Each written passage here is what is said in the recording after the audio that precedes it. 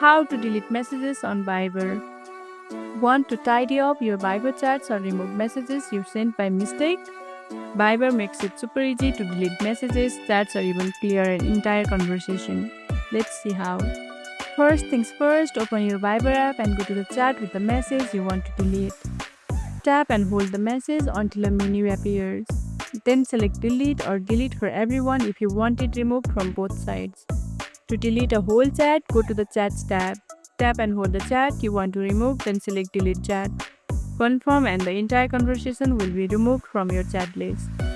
Want to keep the chat but remove all messages inside? Open the chat, tap the contact name at the top, scroll to find Clear Chat and confirm. This keeps the chat in your list but removes all messages inside. Deleting or clearing chats doesn't affect backups. So if you restore or backup later, deleted messages may reappear. Keep that in mind when managing your conversations. And that's it. Now you can easily delete messages, remove chats or clear conversations on Viber to keep your app organized.